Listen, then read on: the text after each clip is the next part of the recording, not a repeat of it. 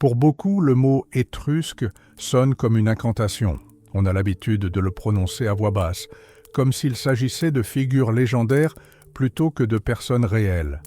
On les imagine comme des enfants du mystère et des ténèbres, dont les ornements d'or brillent d'un éclat toujours plus vif à mesure que les ténèbres des âges s'approfondissent.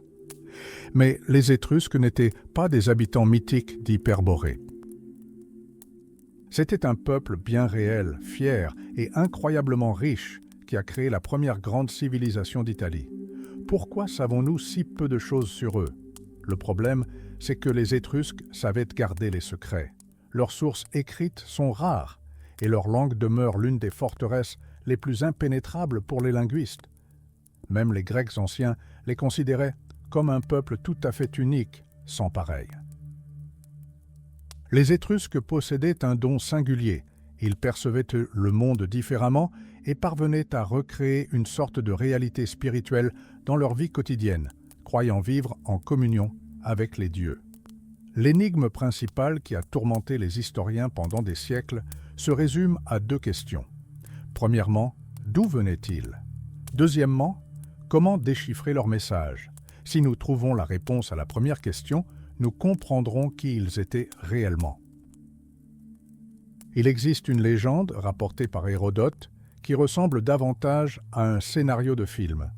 Au XIIIe siècle avant Jésus-Christ, une terrible famine frappa la Lydie. Pour tromper leur faim, les habitants inventèrent des jeux de dés, de balles et d'osselets. Le principe était simple. Un jour, ils jouaient sans se soucier de la nourriture, et le lendemain, ils mangeaient et faisaient une pause. Cela dura 18 ans. À bout de patience, le roi divisa le peuple en deux groupes et tira au sort. Ceux qui furent désignés pour partir chargèrent leurs trésors sur des navires et partirent en quête d'une nouvelle patrie. Ils finirent par atteindre les côtes d'Italie et prirent le nom de Tyréniens. On dirait un conte de fées, n'est-ce pas? Pourtant, les archéologues découvrent d'étranges coïncidences. Prenons par exemple la passion des Étrusques pour la divination. Nul autre dans le monde antique n'était aussi doué pour interpréter la volonté des dieux à travers la foudre ou les entrailles d'animaux. Une telle obsession pour les signes du destin ne se retrouvait qu'en Assyrie et en Chaldée. Le musée de Plaisance conserve un foie de bélier en bronze, divisé en 44 sections portant les noms des dieux. Il est presque identique au modèle divinatoire découvert dans l'interfluve de l'Euphrate. Il existe cependant une autre version. Les Étrusques n'ont jamais quitté la terre par la mer. Ils ont toujours été là. Les partisans de cette théorie pensent qu'ils étaient les premiers habitants de l'Italie, qu'ils ont survécu aux invasions barbares et qu'ils ont prospéré par la suite. Les Étrusques eux-mêmes racontaient une belle légende à ce sujet. Un jour, un laboureur creusa un sillon trop profond, et de la terre sortit un enfant aux cheveux gris et à la sagesse d'un vieillard. Il s'appelait Tagès, et c'est lui qui enseigna au peuple tout le savoir secret. Quelles que soient leurs origines, l'important est que ce sont les Étrusques qui ont transformé l'Italie sauvage en une terre prospère. Alors que Rome n'était guère plus qu'un amas de huttes, les Étrusques possédaient déjà l'or noir de l'Antiquité, le fer. Les gisements de l'île d'Elbe ont rendu leurs souverains immensément riches, presque comme les magnates du pétrole d'aujourd'hui. Grâce à cette fortune, ils ont bâti des villes bien planifiées, créé une marine qui terrifiait les Grecs et forgé des alliances avec la puissante Carthage. À l'apogée de leur puissance, les Étrusques contrôlaient la quasi-totalité de la péninsule, des Alpes à Pompéi. Les premiers rois romains eux-mêmes étaient issus de leur dynastie. C'était l'époque où la mer Tyrrhénienne leur faisait office de lac intérieur. Mais, comme souvent, l'immense richesse et les luttes politiques au sein de la Ligue des 12 cités finirent par les affaiblir. L'expulsion des rois de Rome et les défaites navales marquèrent le début de leur déclin. Les Étrusques disparurent de l'histoire, ne nous laissant que leurs sourires énigmatiques sur des sarcophages de terre cuite et une question qui demeure sans réponse. Beaucoup pensent que l'histoire étrusque s'est terminée brutalement, comme un fil tranché par l'épée romaine. C'est une grave erreur. L'expulsion des rois de Rome ne leur a pas signifié la mort. Tandis que leur puissance maritime à l'ouest déclinait peu à peu, de nouveaux centres de pouvoir prospéraient au nord, dans la plaine du Pô, Bologne et Spina. Les Étrusques n'ont pas disparu. Ils se sont simplement regroupés, puisant dans le dynamisme de leur province septentrionale. Une ère étrange et sombre s'annonça, rappelant notre propre Moyen-Âge. À cette époque, Rome n'était qu'un acteur parmi d'autres sur le champ de bataille, et nullement la maîtresse absolue de l'Italie. De plus, les Étrusques demeurèrent longtemps les principaux maîtres et guides spirituels des Romains.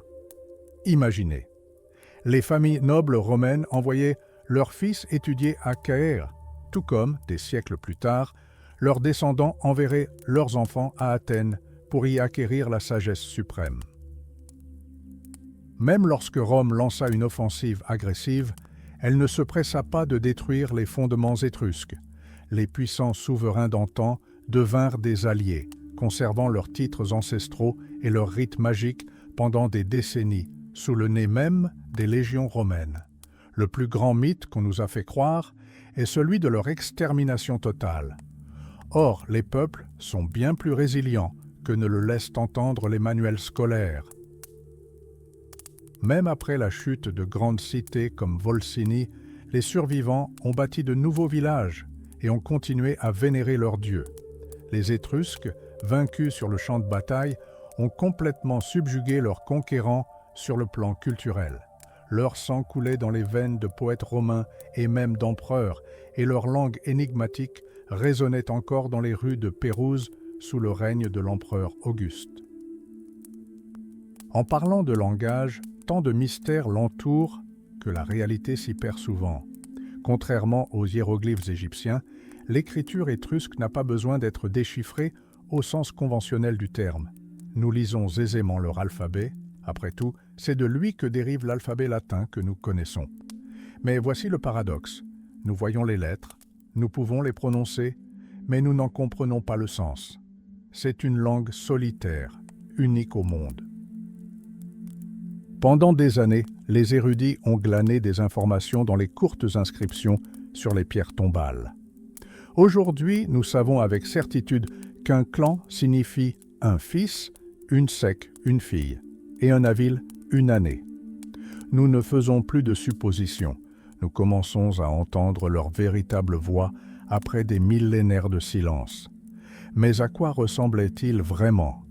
Les généticiens débattent encore de cette question en étudiant les groupes sanguins des Toscans d'aujourd'hui. Il s'avère qu'ils partagent une parenté biologique avec les peuples d'Orient, confirmant ainsi les légendes antiques de leur arrivée d'Asie mineure. Pourtant, si l'on observe leurs premiers sarcophages en terre cuite, on y découvre des visages raffinés, presque éthérés, arborant ces mêmes sourires énigmatiques. Il ne faut pas se fier aveuglément à l'art. Il comporte toujours une part d'erreur. À cette époque, les Étrusques ne faisaient que copier les canons de beauté grecs. Le vrai visage de ce peuple se révéla plus tard, lorsque les idéaux cédèrent la place à un réalisme dur, voire impitoyable. Les poètes romains les surnommaient avec sarcasme les Étrusques obèses. Et il ne s'agissait pas d'une simple plaisanterie cruelle. Des sculptures plus tardives représentent les défunts dans une pose de banquet, allongés, appuyés sur leurs coudes, une coupe à la main, le ventre proéminent. Avec une certaine honnêteté cynique, les sculpteurs exhibaient leur chair flasque et leur double menton. C'était l'image d'une époque de déclin. Les riches aristocrates, privés de pouvoir politique et de liberté, s'abandonnèrent à l'hédonisme. Ils affrontèrent la mort repus et satisfaits, comme pour déclarer au monde « Nous avons perdu la guerre pour l'Empire, mais nous avons pleinement profité de la vie ». Alors, qui étaient-ils vraiment? De grands maîtres de la civilisation ou de simples joyeux gloutons dont le monde s'est peu à peu effacé de l'histoire? La réponse se cache encore dans leurs tombeaux où l'Étrusque antique et fier subsiste sous les traits d'un citoyen romain. Tandis que Rome se serrait la ceinture et promulguait des lois sévères contre le luxe, Ses voisins étrusques organisaient des festins si fastueux que l'écho de leur réjouissance nous parvient encore 2000 ans plus tard. Alors que le sévère Caton le censeur confisquait avec fureur les chevaux des cavaliers trop corpulents pour les monter, les Étrusques se contentaient de sourire avec indulgence. Caton tonnait sur le forum. À quoi sert un État à un corps qui n'est que ventre de la gorge à la taille? Les satiristes romains se livraient à des insultes, traitant leurs voisins de ventres insatiables, dévorant des montagnes d'asperges et d'esturgeons de grande valeur. Mais était-ce la vérité ou simplement une envie ardente de ceux qui savaient profiter de la vie? Pour comprendre leur véritable nature, il suffit de regarder leurs portraits. Les Étrusques ne cherchaient pas à embellir leur apparence, tandis que les Grecs sculptaient des dieux idéaux au corps parfait. Les Étrusques exigeaient de leurs artistes un réalisme impitoyable. « Peignez-moi avec tous mes défauts et mes imperfections », semblait-il dire, et les artistes obéissaient. Sur les vases antiques, au lieu de héros mythiques, on découvre des citadins ordinaires, comme on en croise au marché. Une femme grognonne et mécontente, un athlète à la carrure imposante ou un enfant aux joues rondes. Un artiste devint si doué pour peindre des portraits de vieilles femmes voilées que les érudits modernes le surnommèrent « le peintre des nonnes ». Quand on dépoussière ces visages au fil des siècles, quelque chose d'extraordinaire se révèle. Ce qui apparaît devant nous, ce ne sont pas de mystérieux étrangers venus d'Orient, mais de vrais Italiens, ceux qu'on croise encore aujourd'hui dans les rues de Florence ou les villages toscans. Les mêmes traits, le même regard. Même leur taille semble familière. L'homme mesurait en moyenne 164 cm et la femme 155. Curieusement, ce sont précisément ces femmes de petite taille qui tenaient leur mari dominateur sous leur emprise. La célèbre Tanaquil, qui régnait en maître sur son époux, était plus petite d'une tête que lui, et Tarquin devait littéralement se pencher pour écouter ses ordres. Mais d'où venaient les rumeurs de leur incroyable débauche? C'est là qu'intervient la presse à scandale de l'Antiquité. L'historien grec Théopompe, à la langue la plus acerbe du monde antique, écrivit sur les Étrusques des choses qui firent rougir même ses contemporains les plus habitués à la vulgarité. Il affirmait que les femmes étrusques faisaient de l'exercice nu aux côtés des hommes, buvaient plus que leurs maris, et que, dans ce pays, tout était généralement partagé, femmes et enfants compris.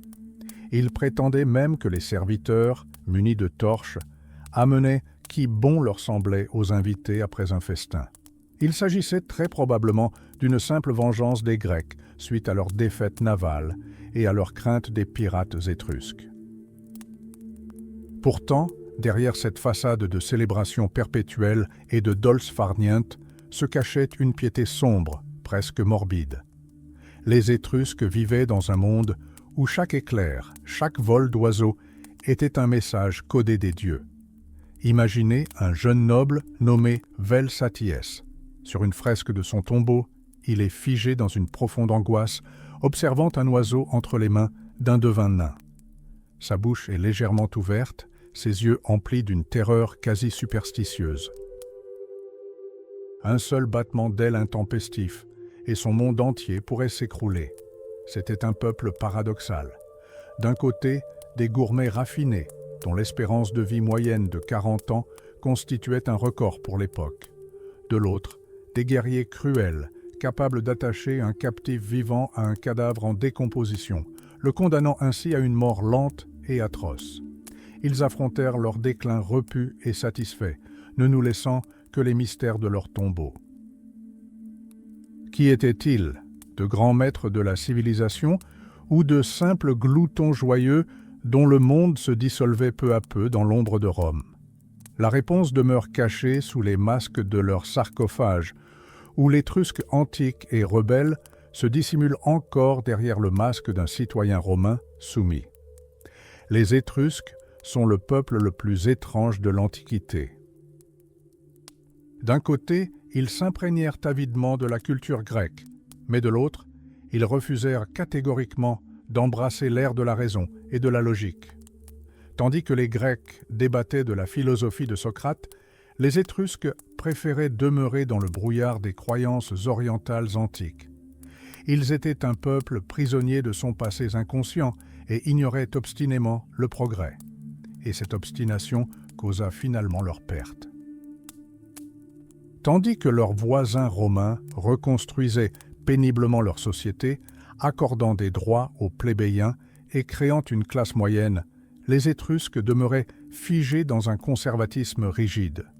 Leur monde, jusqu'à la fin, était divisé en deux extrêmes, des maîtres tout-puissants et des esclaves impuissants. Aucune mobilité sociale, aucune flexibilité, seule une hiérarchie rigide, quasi féodale, existait. Au sommet de cette pyramide se dressaient les rois, les Lucumones. Leurs noms résonnent encore dans le cauchemar oublié de Rome. Souvenez-vous de Porséna, roi de Clusium. Les historiens romains ont tissé des récits héroïques où l'héroïque Mucius Scaevola se brûla la main pour effrayer ses ennemis. Mais si l'on met de côté ce pathétique récit, la vérité est bien plus prosaïque. Porséna s'est probablement contenté de conquérir Rome et d'imposer sa loi. Son tombeau était une véritable merveille du monde, un labyrinthe de 15 mètres de haut, couronné de pyramides et de cloches de bronze dont le son portait à des kilomètres à la ronde. Les archéologues le recherchent depuis des siècles, mais il semble avoir disparu sous terre, ne laissant derrière lui que légende. Le plus ironique, c'est que tout ce que nous considérons comme originairement romain a en réalité été volé aux Étrusques. Couronne d'or, trône d'ivoire, sceptres ornés d'aigles, et même ces faisceaux, ces liasses de bâtons munis de haches que portaient les licteurs devant les consuls, tous ces éléments sont des attributs du pouvoir des rois étrusques.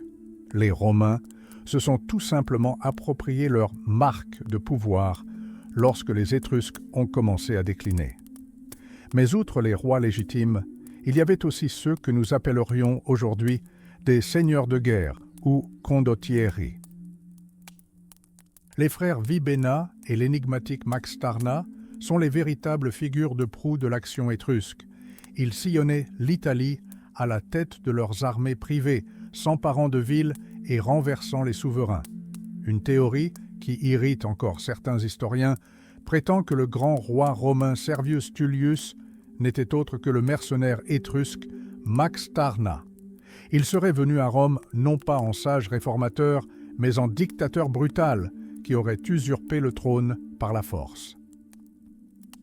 Son nom même serait une déformation du mot latin magister, qui signifie seigneur.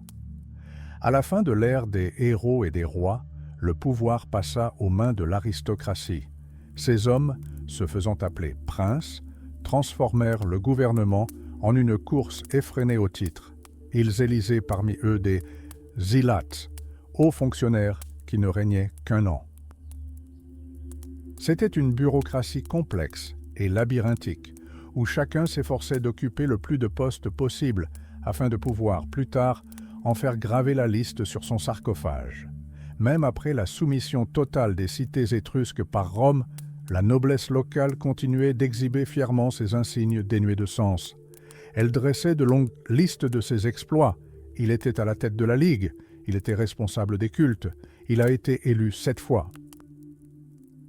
Mais ces paroles grandiloquentes n'avaient plus aucune emprise. La civilisation étrusque n'était plus qu'une belle coquille vide. Tandis que ces aristocrates comptaient leurs titres, l'ombre de Rome avait déjà entièrement recouvert leur monde, transformant les grands maîtres d'antan en simples fonctionnaires provinciaux d'un vaste empire. Lorsque l'ombre de Rome s'abattit enfin sur les cités étrusques, la noblesse locale continua d'arborer fièrement ses insignes dénués de sens. Mais derrière ces titres pompeux ne se cachait aucun pouvoir réel. La civilisation étrusque n'était plus qu'une belle coquille vide. Tandis que les aristocrates racontaient leurs exploits, leur monde se transformait inexorablement en une simple province du Grand Empire. Le plus étonnant est que, même à l'article de la mort, ces gens étaient obsédés par leur statut. Voyez leur sarcophage. Le défunt repose sur le couvercle, vêtu d'habits de cérémonie, et en dessous est sculptée toute une procession triomphale. Ils ne voulaient pas se présenter devant les dieux des enfers comme de simples mortels. Leur dernier voyage était un véritable spectacle. Des chars tirés par 4 chevaux, des serviteurs portant des chaises pliantes spéciales et d'énormes rouleaux énumérant leur position. C'était une tentative d'emporter leur pouvoir dans la tombe, espérant ainsi occuper une place d'honneur même parmi les juges des enfers. Mais à y regarder de plus près, une vérité amère apparaît. Les licteurs, gardiens de l'ordre, marchaient toujours en tête du cortège. Ils portaient des faisceaux, des verges, qui symbolisaient jadis le droit de condamner et de gracier. Or, dans les représentations plus tardives, les haches disparaissent de ces faisceaux. Pourquoi ? Parce que Rome avait privé les Étrusques du droit de disposer de la vie humaine. Les grands souverains d'antan furent transformés en bureaucrates de façade dont le pouvoir s'arrêtait là où commençaient les intérêts du légionnaire romain. Dans ces demeures opulentes, une toute autre vie battait son plein. Les palais étrusques grouillaient littéralement d'esclaves. D'immenses salles furent construites afin que le brouhaha des serviteurs ne perturbe pas les maîtres. Les fresques nous offrent un tableau idyllique. Jeunes et chansons, cuisiniers au fourneau, musiciens. Mais derrière cette image se cachait une discipline impitoyable. Pendant que les maîtres festoyaient, il était interdit aux esclaves de tousser ou d'éternuer. Le moindre bruit leur valait une flagellation. Sénèque écrira plus tard que certains maîtres avaient transformé leurs serviteurs en objets de décoration vivants. Certains passaient des années à n'essuyer que leur salive, d'autres à découper la volaille avec une maîtrise parfaite, craignant la moindre erreur. À la campagne, la situation était encore plus sombre. La terre était cultivée par les penesti. Il ne s'agissait pas simplement d'esclaves, mais de toute une classe sociale asservie à la terre. Techniquement libres, ils vivaient néanmoins dans une telle misère que leurs conditions se rapprochaient de celles du bétail. Ceux qui tentaient de se rebeller étaient confrontés aux ergastula toscanes, des prisons-ateliers souterraines. Dans ces mines et carrières, le cliquetis des chaînes était incessant. Une telle pression ne pouvait qu'engendrer des troubles sociaux. La catastrophe la plus notoire se produisit dans la ville de Volsini.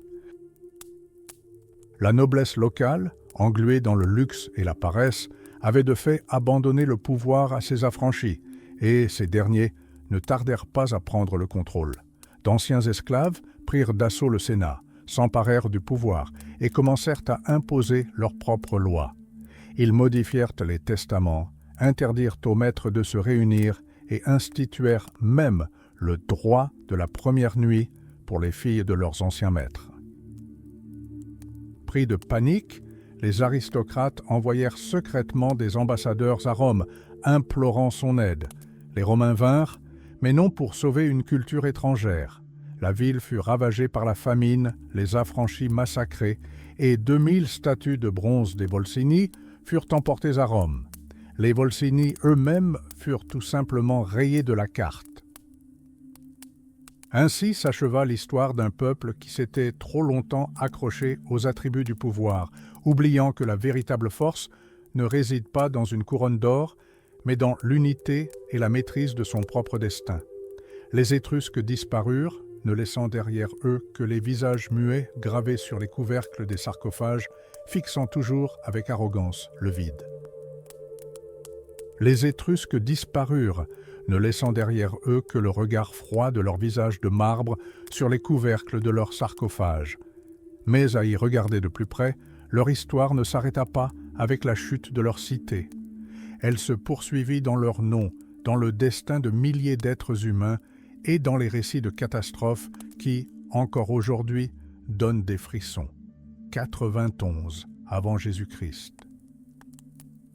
L'année où les dieux eux-mêmes semblèrent décider de mettre un terme à l'histoire de ce peuple.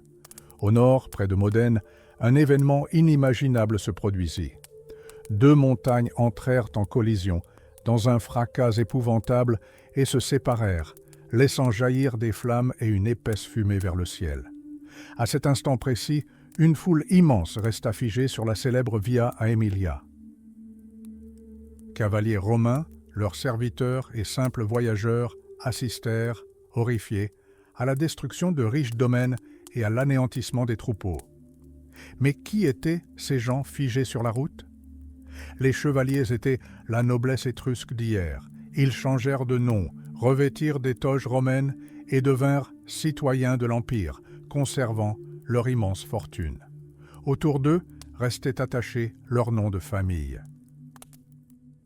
À cette époque, ce mot désignait non seulement des parents, mais tout un corps d'esclaves et de serviteurs qui formaient le véritable fondement de la société. Nous avons tendance à considérer les esclaves comme une masse anonyme, mais les inscriptions étrusques nous permettent d'entrevoir leur vie personnelle. Prenons l'exemple de la famille Alfni. Pour survivre et prospérer dans le nouveau monde romain, le chef de la maison, Vel Alfni, se transforme en Gaius Alfius. Il s'adapte au système, mais dans des inscriptions secrètes sur ses urnes funéraires, il murmure encore ses origines, mentionnant le nom de sa mère. C'était sa discrète revanche sur l'oubli. Sa maison était un véritable bouillonnement de vie. Des Grecs, nommés Achille et Cléopâtre, des Gaulois captifs, des Carthaginois, et même un Juif nommé Akiba y travaillait. L'Étrurie de cette époque était un véritable creuset de culture, où les destins de dizaines de peuples s'entremêlaient. Mais le plus intéressant, c'est la mobilité sociale. En Étrurie, l'esclavage n'était pas toujours une impasse. Un serviteur pouvait devenir affranchi, puis hétéra, un client respecté, presque un compagnon d'armes de son maître. L'histoire a conservé des faits étonnants. D'anciens esclaves épousaient parfois des femmes de la noblesse, issues de familles anciennes. Pour la Rome conservatrice, de telles unions étaient une honte indélébile, mais pour les Étrusques, c'était une réalité courante. Un ancien captif du marché syrien pouvait ainsi reposer dans la crypte familiale aux côtés des aristocrates. Cependant, un point indignait et choquait profondément les Grecs et les Romains, le statut des femmes étrusques. Tandis que les femmes grecques et romaines étaient confinées aux quatre murs des gynécologues, les femmes étrusques menaient une vie sociale active. Elles portaient leur propre nom, Ramta, Tanakil, Velia, et n'étaient pas de simples reflets de leur mari. Imaginez le choc d'un touriste de l'Antiquité.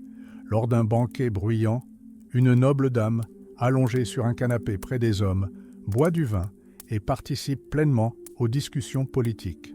Les auteurs grecs, indignés, crièrent à la débauche. Ils ne pouvaient concevoir que ce soit là, sous leurs yeux, la plus haute expression de la liberté. En Étrurie, l'opinion des femmes était respectée. Elles étaient au centre de l'attention et n'avaient pas peur de se faire entendre en public. Les Étrusques croyaient que la véritable force d'une famille résidait dans l'unité et le respect mutuel, non dans des tabous rigides. Et même lorsque leur culture fut finalement anéantie à Rome, cette soif de vivre et cette reconnaissance de la dignité humaine restèrent gravées dans la pierre. Ils ont disparu, mais leurs visages, à la fois fiers et sereins, nous fixent encore du fond du temps, nous rappelant que la véritable histoire n'est pas écrite seulement par les vainqueurs, mais aussi par ceux qui ont su préserver leur identité, même enchaînée. Alors que le reste du monde antique confinait ses épouses à la maison, les Étrusques profitaient pleinement de la vie. Imaginez, sur des fresques antiques du 5e siècle, on les voit non pas aux rouets, mais dans les tribunes. De superbes blondes, vêtues de lourds manteaux brodés, siègent sur une estrade et jugent officiellement des combats de boxe et des courses de chars. Pendant ce temps, en Grèce, à Olympie, une seule femme était autorisée à entrer dans le stade, la prêtresse de Déméter. Toutes les autres en étaient interdites d'accès sous peine de mort. Naturellement, leurs voisins romains considérèrent cela avec horreur et répandaient de viles rumeurs sur la débauche des Étrusques. Pour Rome, l'épouse idéale était le reflet de son mari. L'histoire nous en fournit un exemple éloquent. Lors d'un long siège, les princes romains décidèrent de mettre leurs épouses à l'épreuve. Ils enfourchèrent leurs chevaux et firent irruption dans leur demeure sans prévenir. Que virent-ils? Une Romaine, Lucrèce, filant humblement la laine au cœur de la nuit, entourée de ses servantes. Pendant ce temps, les femmes étrusques donnaient un festin somptueux, buvaient et s'amusaient en compagnie de jeunes hommes. Pour l'historien romain, il s'agissait d'un affrontement entre la vertu et le vice. Mais en réalité, c'était un choc des civilisations. Les Étrusques ne voyaient aucun intérêt à réduire les femmes à l'état d'esclaves domestiques. Mais ne vous laissez pas trop facilement influencer par les rumeurs romaines sur la vertu facile. Ces femmes exerçaient un pouvoir dont même les Grecs de l'époque ne pouvaient rêver. Les Étrusques étaient de véritables faiseuses de rois. Prenons l'exemple de la légendaire Tanaquil. Lorsque son mari fut persécuté dans sa ville natale en raison de ses origines, elle ne versa pas de larmes. Elle déclara simplement « Nous irons à Rome ». C'est elle qui, pressentant l'avenir, convainquit son époux qu'il deviendrait roi. Elle était sa stratège, sa conseillère et son principal soutien. Et à sa mort, c'est Tanaquil, faisant preuve d'une volonté de fer, qui plaça le successeur sur le trône, écartant ainsi ses propres fils. Les Romains ont tenté de réécrire l'histoire, transformant les puissantes reines étrusques en humbles ménagères. Ils ont même exposé le fuseau de Tanaquili dans un temple pour montrer « Regardez, elle aussi filait la laine ». Mais les faits racontent une toute autre histoire. La société étrusque possédait un concept qui choquait les Romains, le courage féminin. Il ne s'agissait pas d'imiter les hommes, mais de l'énergie naturelle de femmes habituées à ce que leur voix compte. Prenons l'exemple de Tullia, la première à proclamer publiquement son époux roi en plein forum au milieu d'une foule d'hommes. Pour Rome, c'était du jamais vu, une audace presque contre nature. Mais pour les Étrusques, c'était la norme. La légitimité du pouvoir reposait souvent sur la reconnaissance de la reine. Et si vous doutez encore de leur importance, considérez les tombeaux. Au milieu du 7e siècle avant Jésus-Christ, le somptueux tombeau Regolini Galassi fut construit à Caire. Qui y fut inhumé dans la crypte principale, littéralement jonchée d'or? Une femme nommée Lartia. Elle reposait sur un trône, entourée de coupes précieuses et de bijoux d'une finesse incroyable. Les hommes, un guerrier et un courtisan, occupaient les niches latérales, formant une sorte d'escorte d'honneur. Ces femmes n'ont pas seulement été présentes dans l'histoire, elles l'ont façonnée. Même après l'annexion de l'Étrurie par Rome, cet esprit d'indépendance ne s'est jamais éteint. Souvenons-nous d'Urgulania, l'amie de l'impératrice Livie. D'une telle fierté, elle refusa de comparaître à la cour, obligeant le prêteur à se rendre en personne chez elle pour l'interroger. Elle dictait son testament aux empereurs et tissait des intrigues dignes de ses illustres ancêtres. La soif de vivre et le respect de la dignité humaine des Étrusques demeurent gravés dans la pierre. Disparus, leurs visages à la fois fiers et sereins nous contemplent encore du fond du temps, nous rappelant que la véritable histoire n'est pas écrite seulement par les vainqueurs, mais aussi par ceux qui ont su préserver leur identité, même enchaînée. Il existe un mystère dans l'histoire antique qui déconcerte même les chercheurs les plus chevronnés. Imaginez une femme si fière qu'elle refuse de comparaître devant le tribunal, obligeant un haut dignitaire, le prêteur, à se rendre chez elle pour l'interroger. Elle dicte son testament aux empereurs et tisse des intrigues dignes des plus grands rois. Il ne s'agit pas d'un scénario de série télévisée moderne, mais de la réalité de la société étrusque. Tandis que dans la Grèce voisine, les femmes étaient confinées entre 4 murs et n'osaient même pas apposer leur nom sur la vaisselle, en Étrurie, elles possédaient des fortunes et dictaient la mode. Considérons les découvertes des célèbres tombeaux Regolini Galassi et Bernardini. Des coupes et des bols en argent portant les noms de Larcia et Vetussa y ont été mis au jour. Il ne s'agit pas de simples inscriptions, mais de déclarations de propriété. Dans le tombeau des vases grecs, les archéologues ont découvert des pièces du grand maître Nicostène portant l'inscription « J'appartiens à Coulni ». Cette femme possédait non seulement des objets précieux, mais aussi un goût impeccable. Elle choisit des amphores jumelles de même hauteur pour décorer symétriquement sa demeure, puis sa sépulture. Tandis que les hommes sillonnaient les mers et livraient des batailles sanglantes, ce sont les femmes qui devinrent les gardiennes de la haute culture et des lumières helléniques. Mais le plus frappant se révèle lorsqu'on examine la disposition des sépultures. Les archéologues ont constaté un schéma étrange, presque sacré. Dans les tombes familiales, les hommes reposaient toujours à gauche, sur des lits de pierre ouverts. Les femmes, à droite, non pas sur un lit, mais à l'intérieur d'un sarcophage massif ressemblant à une petite maison au toit à pignons.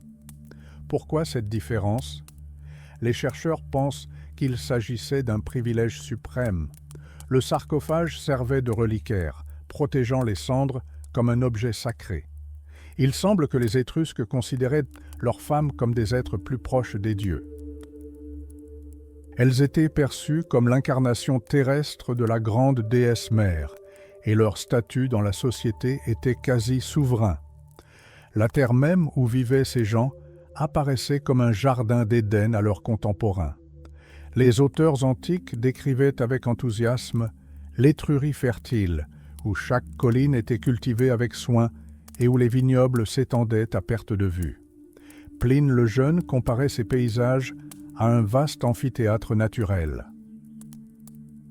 On y trouvait des forêts denses, regorgeant de gibier, et des champs fertiles qui produisaient des récoltes si abondantes que, selon la légende, cette richesse finit par adoucir la fierté de ce peuple. Cependant, cette idylle cachait aussi un côté sombre et mortel. Aujourd'hui, en parcourant la côte toscane, il est difficile d'imaginer que de grandes cités y aient jadis prospéré. Qu'est-ce qui a poussé les gens à abandonner leur foyer? Pourquoi la grande cité de Volscie, qui dominait jadis ses voisins, est-elle tombée en ruine?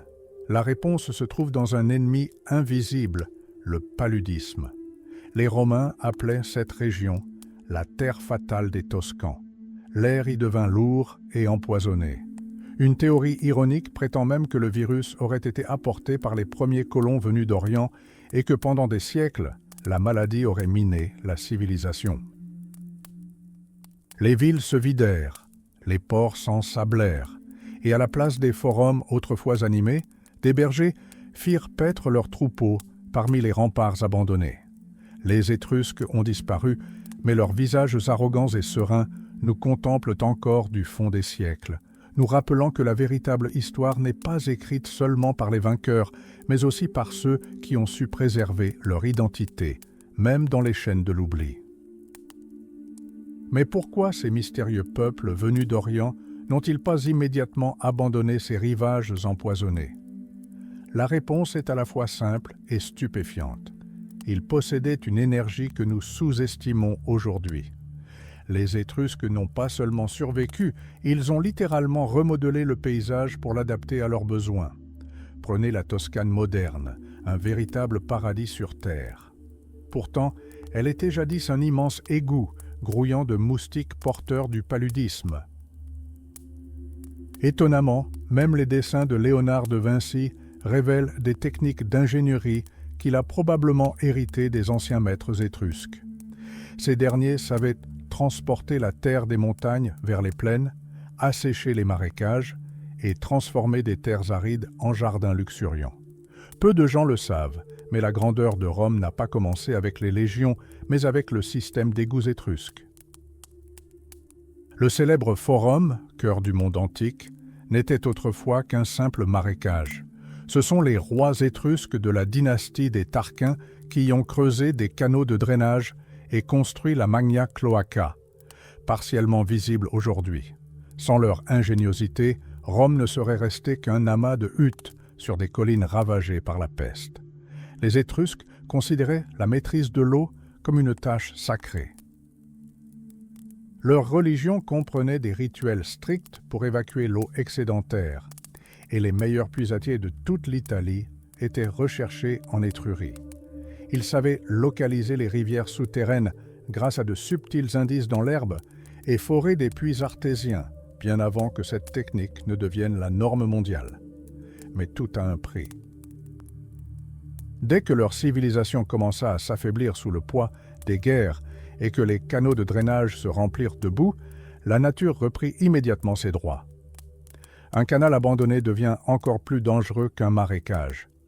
Le paludisme qu'ils avaient réussi à contenir pendant des siècles fit son retour et décima littéralement la population, préparant le terrain pour leur déclin final. Parallèlement, les Étrusques étaient littéralement obsédés par l'ordre et la propriété privée. Pour eux, les limites des champs n'étaient pas de simples lignes tracées au sol, mais l'expression de la volonté du Dieu suprême, Tinus.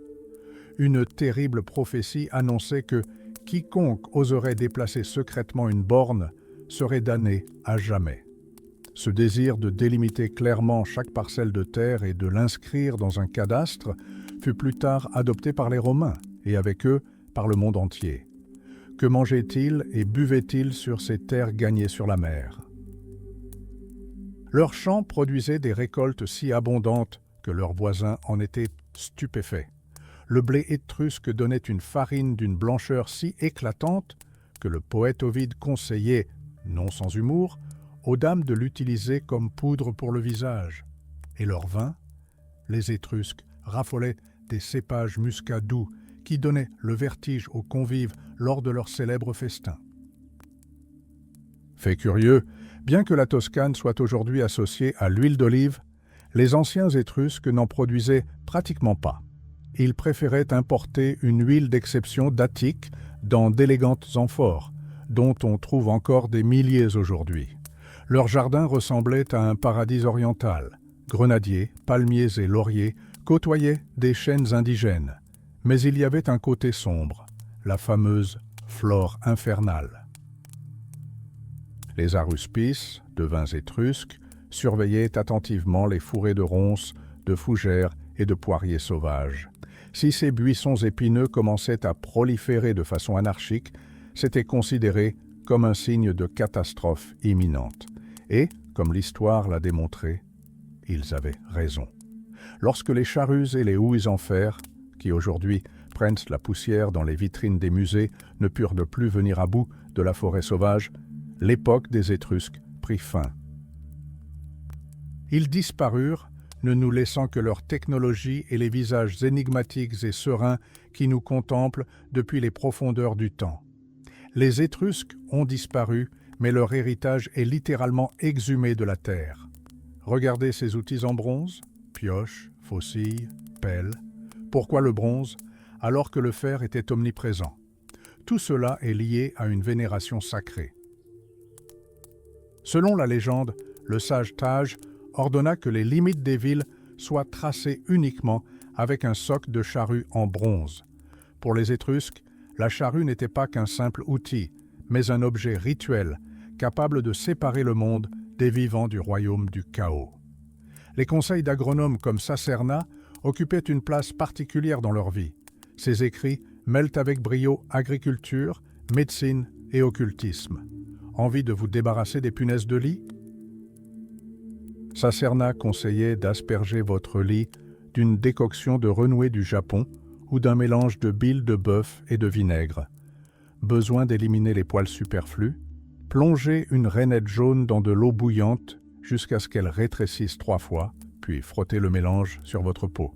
Et si la goutte vous tourmentait, crachez 27 fois à jeun sur le sol, touchez-le de la main et récitez une incantation pour que la terre vous soulage de la douleur.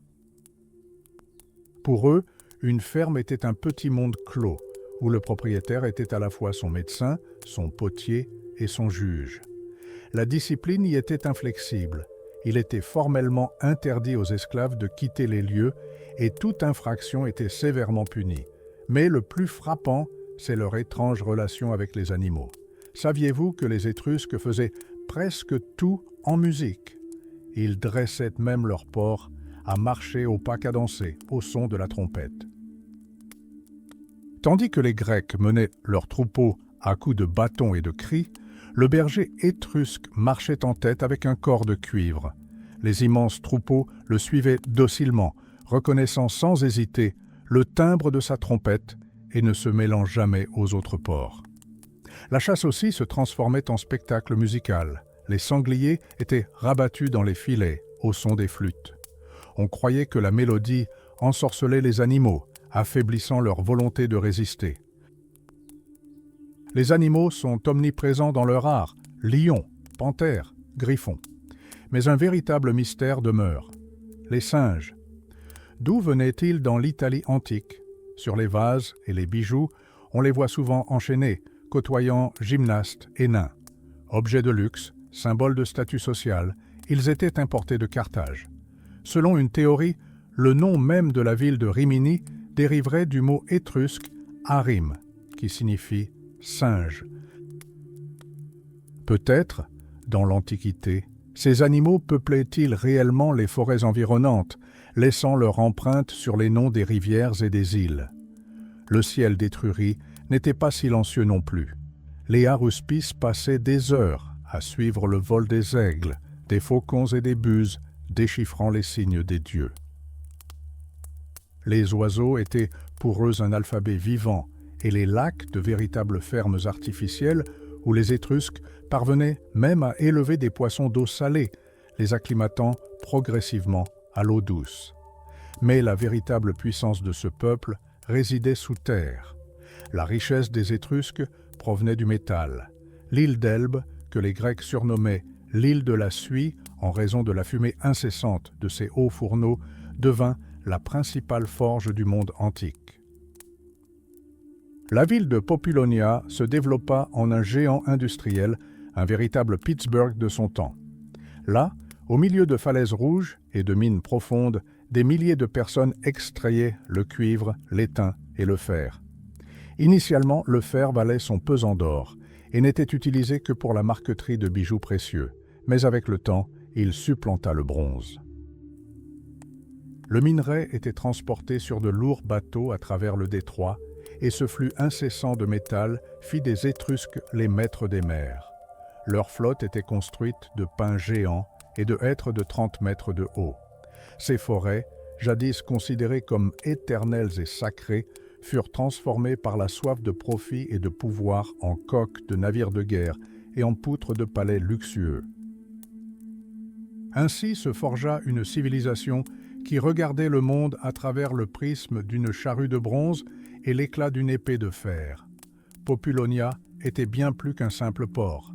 C'était le véritable cœur industriel de l'Italie antique. Imaginez une ville bâtie littéralement sur des montagnes de déchets industriels. Aujourd'hui, ces nécropoles et ces monuments sont enfouis sous plusieurs mètres de scories de fer, vestiges d'une industrie gigantesque. Il y a 40 ans encore, des entreprises modernes parvenaient à recycler ces déchets antiques et à en extraire le fer restant. C'était un Pittsburgh antique où le bruit des marteaux et la suie des hauts fourneaux remplaçaient le silence des temples. La ville portait le nom de Fuflin, dieu de la fertilité, mais avec le temps, Vulcain devint son véritable maître. Lorsque le général romain Scipion rassembla des ressources pour la guerre en 205 avant Jésus-Christ. Jésus-Christ, il demanda du grain ou du tissu aux autres cités. De Populonia, il ne réclama qu'une seule chose, du fer. La technologie de cette époque est stupéfiante par sa puissance brute. Sur l'île d'Elbe, le minerai était concassé et cuit dans des fourneaux se transformant en d'énormes lingots de fer. Ces lingots poreux étaient transportés à Pouzzoles, où une armée d'artisans les forgeait pour en faire toutes sortes d'armes, des faux tranchantes aux épées servant à conquérir le monde. Mais la Populonia déclina peu à peu. Ses hauts fourneaux fumaient encore à l'époque de Strabon, mais sa gloire passée avait disparu. 4 siècles passèrent, et le voyageur de passage ne voyait plus que des murs et des toits effondrés, enfouis sous les décombres. Le souffle de l'histoire avait cessé de gonfler les voiles de cette capitale industrielle. Mais comment toute cette richesse circulait-elle à travers le pays? Les routes étaient le système nerveux de l'Étrurie. À l'arrivée des Romains, la carte fut redessinée pour servir leurs intérêts. Leurs célèbres voies rapides, l'Aurelia et la Cassia, furent construites en ligne droite afin que les légions puissent réprimer toute rébellion au plus vite. Les Romains délaissèrent les anciens centres commerciaux, reléguant ainsi de nombreuses cités prospères au second plan. Les routes étrusques étaient différentes. Ce n'étaient pas des dalles lisses, mais de profonds canyons creusés directement dans la roche. Les roues des lourds chariots avaient passé des décennies à creuser de profondes ornières dans la pierre, et les ingénieurs creusaient la route à 15 mètres de profondeur pour éviter les montées abruptes. C'était un labyrinthe chaotique, mais vibrant, à l'image d'un peuple qui ne reconnaissait pas de centre unique. Sur ces routes, on pouvait croiser de tout, des luxueux chars de guerre, étincelants de bronze, aux modestes charrettes couvertes, les carpentums. C'est dans une telle charrette que le futur roi Tarquin entra un jour à Rome. Fait intéressant, ces charrettes devinrent un symbole de la lutte pour le statut social. Les matrones romaines se battirent des années durant pour le droit de se déplacer en société sur des véhicules, à l'instar des femmes étrusques libres. Les conservateurs romains étaient indignés, considérant cela comme le comble de l'impudence, mais le confort et le prestige finirent par l'emporter. Les Étrusques étaient des génies de l'urbanisme. Pour eux, une ville n'était pas un assemblage aléatoire de bâtiments. C'était un être vivant, né d'un rituel sacré. Le fondateur de la cité, la tête recouverte d'une toge, traçait le premier sillon à l'aide d'une charrue, marquant ainsi les limites de la ville. À l'emplacement des portes, la charrue était levée, créant ainsi un espace sacré où toute construction et tout labour étaient interdits. À l'intérieur, le réseau de rues est un damier rigoureux. 3 temples principaux, 3 places, et des quartiers clairement délimités. Et bien que le paysage toscan, avec ses falaises et ses rochers, ait souvent résisté à cet ordre, les Étrusques s'efforçaient de dompter la nature. Marzabotto en est un parfait exemple. La cité, détruite par les Gaulois, nous est parvenue comme un plan figé dans le temps, angle droit, terrasses de temples et la géométrie précise d'une vie brutalement interrompue à l'apogée de son développement. C'était une civilisation qui vénérait le métal, l'ordre et les rituels sacrés. Vous êtes-vous déjà demandé pourquoi Rome est devenue si grande ? La réponse se trouve peut-être dans les cités disparues avant son apogée. Imaginez un lieu où les rues sont plus larges que celles de la Rome impériale et où le système d'égouts est plus performant que celui de Pompéi. Bienvenue à Marzabotto, une vision figée dans le temps d'un monde idéal. Ici, les archéologues ont fait une découverte incroyable. 2 axes centraux, chacun mesurant 15 mètres de large. À l'époque, c'était une véritable autoroute. Route, trottoir de 3 mètres de large et fossé de drainage des eaux pluviales. Les Étrusques ont bâti pendant des siècles, façonnant à leur guise le rude paysage toscan. Mais voici l'étrange. Derrière ces façades grandioses et ces larges avenues se cachait une toute autre réalité. À l'intérieur des quartiers, des boutiques et des ateliers exigus étaient jonchés de scories de fer. Il semble que les fondateurs de la ville aient rêvé d'un avenir radieux qui ne s'est jamais concrétisé. La ville n'a même pas laissé de traces de son véritable nom. Nous la connaissons seulement sous le nom de Marzabotto. Pourtant, on a retrouvé de l'or et du marbre de Paros d'une qualité exceptionnelle dans ces tombeaux. D'où venait un tel luxe dans une ville de province ? Tout est une question de relation. À seulement 80 km de là, se trouvait Spina, la Venise du monde antique. C'était le port le plus riche de l'Adriatique, bâti au cœur des lagunes, à l'embouchure du Pô. En 1956, des photographies aériennes révélèrent une chose étonnante. Sous une couche de limon, les contours d'une cité lagunaire dotée d'un grand canal de 30 mètres de long apparaissaient clairement. Étrusques, Grecs et Vénètes y vivaient côte à côte. C'était un carrefour du commerce mondial, l'ambre de la Baltique, l'étain des îles lointaines et le blé des champs environnants y étaient expédiés. Les navires athéniens y déchargeaient des milliers de vases magnifiques qui font aujourd'hui la fierté des plus grands musées du monde. Fait intéressant, les Étrusques accordaient une importance bien plus grande à l'espace personnel qu'à leurs voisins. Les historiens antiques s'étonnaient qu'en Étrurie, même les personnes aux revenus modestes possédaient leur propre maison. Tandis que Rome se construisait avec des fourmilières humaines à plusieurs étages, les insulae, où les taureaux pouvaient s'aventurer par inadvertance jusqu'au 4e étage, et où les habitants s'entassaient dans de minuscules pièces, les Étrusques respectaient le principe. Une famille, une maison. Ils formaient une civilisation qui abhorrait le surpeuplement. Mais combien d'habitants vivaient dans ces vastes cités? Les calculs sont délicats, mais les nécropoles de Caire nous donnent un indice. Imaginez un cimetière de 400 hectares, rempli sur 6 siècles et demi. En calculant la densité des sépultures, on arrive à une population d'environ 25 000 habitants. Pour le monde antique, c'était une véritable métropole. Pour comprendre à quoi ressemblait leur demeure, il faut descendre dans les cités des morts. Les Étrusques construisaient des tombeaux répliques exactes de leurs maisons. À Caire, on peut admirer le tombeau en hutte datant du milieu du 7e siècle avant Jésus-Christ. À l'intérieur, un toit de chaume imite les habitations rurales de l'époque, reproduisant fidèlement celles-ci. Peu à peu, ces huttes se transformèrent en palais de pierre, avec des enfilades de pièces et une architecture complexe. En observant ces façades alignées avec soin dans les nécropoles, on perçoit le reflet des rues où arpentaient autrefois les rues. Cette civilisation, qui valorisait l'ordre, le métal et les rituels sacrés, n'a laissé derrière elle que de majestueux dessins sur pierre. Ces dessins sur pierre ne sont pas de simples fantaisies d'architectes antiques. Devant nous se dressent de véritables rues, figées dans le temps. Prenons, par exemple, le célèbre tombeau des supports. Lorsque les chercheurs ont enfin dégagé les lourds blocs de pierre en avril 1910, ils ont littéralement basculé dans le passé. À l'intérieur, à la lueur vacillante des lanternes, l'or scintillait soudain.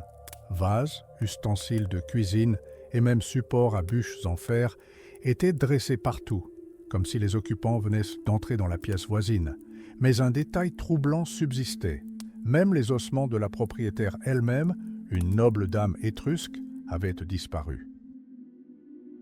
Au fil des siècles, la terre corrosive avait dissous toute matière organique, ne laissant qu'un sarcophage vide et quelques bijoux éparpillés dans la poussière.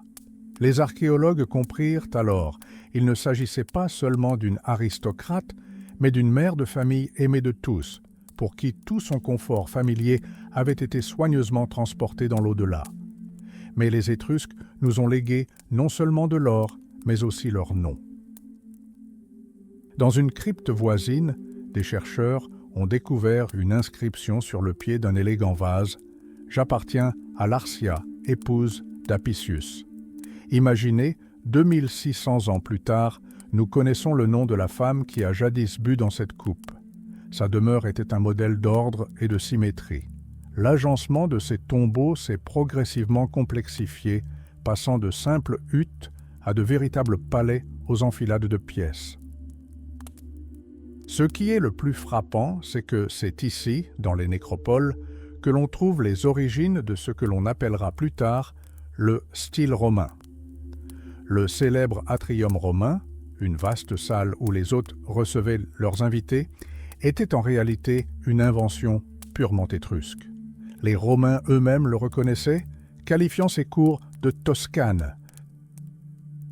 Dans ces salles, les Étrusques créaient une atmosphère unique, des toits évoquant une carapace de tortue, de fines colonnes aux chapiteaux finement ouvragés et des murs peints de manière à donner l'illusion de pénétrer dans un jardin fleuri. À l'intérieur de ces maisons funéraires, tout était conçu avec une méticulosité extrême.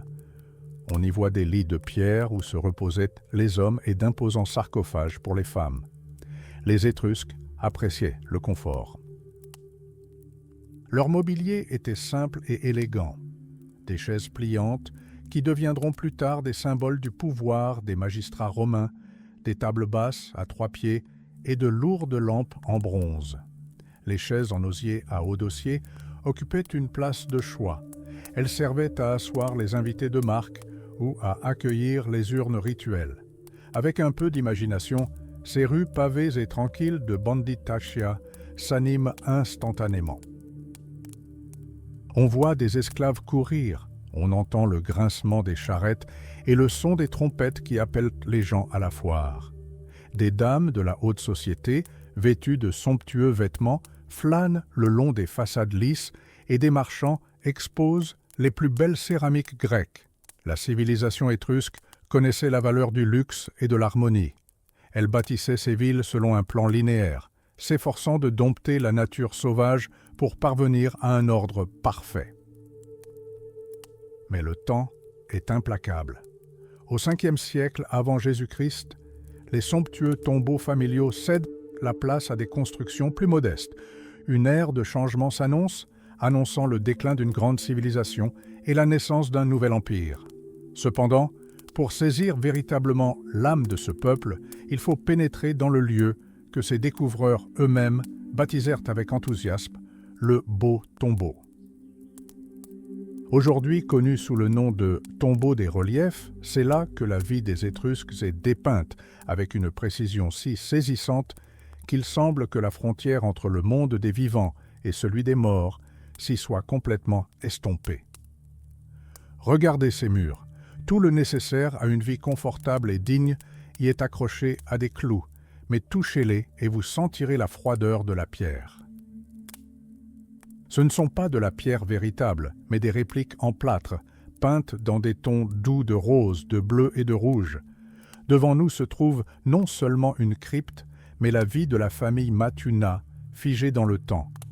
Nous sommes dans un tombeau du IIIe siècle avant Jésus-Christ. Il se compose d'une unique chambre, dont le plafond est soutenu par de puissants piliers et de niches creusées dans les murs. Il y en a 13 au total, réservés aux membres les plus respectés de la famille. Les autres, une trentaine environ, étaient déposés directement à même le sol dans de simples compartiments. Ce site appartient à la famille Matuna. Au fil du temps, sous l'influence romaine, leur nom devint Maduius, puis évolua vers le nom plus courant de Matonius. On peut retracer leur généalogie grâce à des inscriptions, mais le principal mystère réside dans les détails de l'intérieur. Au centre même du mur du fond se trouve une alcôve qui ressemble à la chambre d'une jeune fille. Un lit sculpté, 2 oreillers moelleux, attendent leur propriétaire, et même une paire de sandales soigneusement posées sur un tabouret. Il semble que Ramta Matunai, tel était le nom de la jeune fille, s'était simplement absentée un instant. Mais lorsque les chercheurs ont ouvert la sépulture, ils ont été confrontés à une malheureuse contradiction. Le squelette d'un homme y a été découvert. Pourquoi un guerrier se trouvait-il dans la chambre d'une femme? Peut-être qu'avec le temps, l'espace est devenu insuffisant et que la véritable propriétaire a été tout simplement mise de côté. La famille de Matuna était un peuple guerrier. Les frises du plafond sont ornées de casques, de boucliers et d'épées. Mais à côté de ces armes figurent des louches, des couteaux et même des brochettes.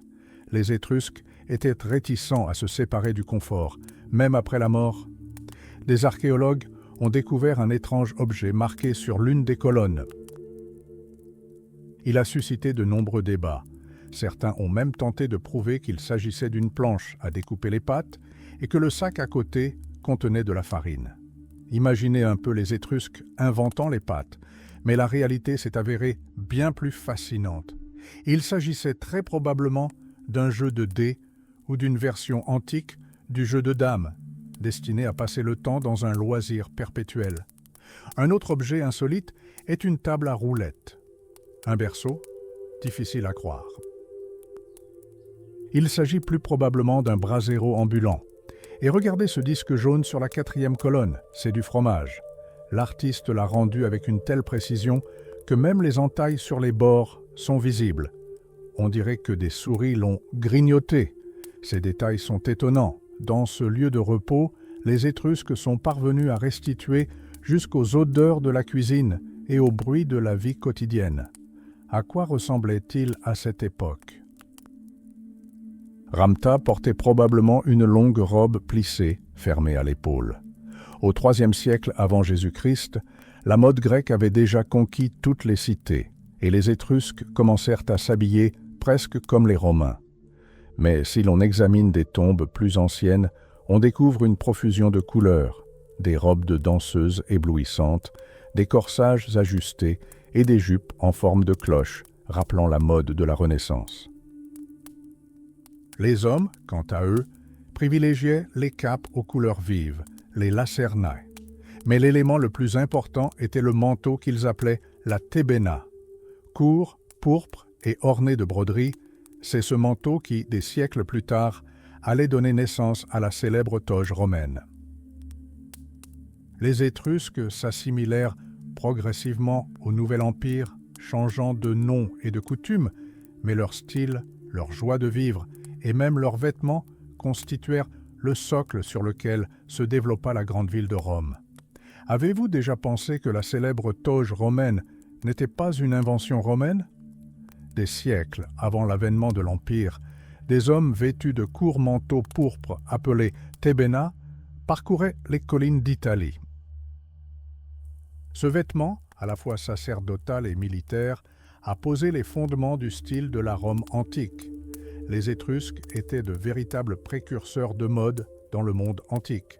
Au fil du temps, leur garde-robe s'est allongée, s'est plissée et a finalement évolué pour devenir la toge classique que l'on voit sur les statues de sénateurs. Pourpre, or, broderie raffinée, Rome portait littéralement la grandeur des Étrusques, transformant des traditions étrangères en ses propres symboles d'État. Mais les vêtements ne sont que la partie émergée de l'iceberg. Regardez leurs pieds. Les Étrusques adoraient les chaussures aux bouts pointus et provocateurs, chaussures en tissu rouge, vert et brun. Un chic absolu, emprunté à l'Orient et porté à la perfection. Même les fameuses bottes noires des patriciens romains, avec leurs brides caractéristiques et leurs longues languettes, étaient une copie conforme des modèles étrusques. Tandis que leurs voisins grecs se contentaient de simples sandales, les Étrusques arboraient des chaussures en cuir souple traitées à la lue, affirmant leur statut à chaque pas. Préparez-vous à être stupéfaits. Les joailliers étrusques maîtrisaient des techniques qui laissent les scientifiques modernes perplexes. Ils pouvaient... Leurs pendentifs représentant le dieu fleuve Achélaos ou leurs broches ornées de guirlandes de minuscules canards sont bien plus que de simples bijoux. Ce sont des chefs-d'œuvre microscopiques créés à une époque où, semble-t-il, même les lentilles primitives n'existaient pas. D'où ce peuple tirait-il un tel savoir-faire et de telles réserves d'or? C'est l'un des mystères les plus fascinants de l'histoire.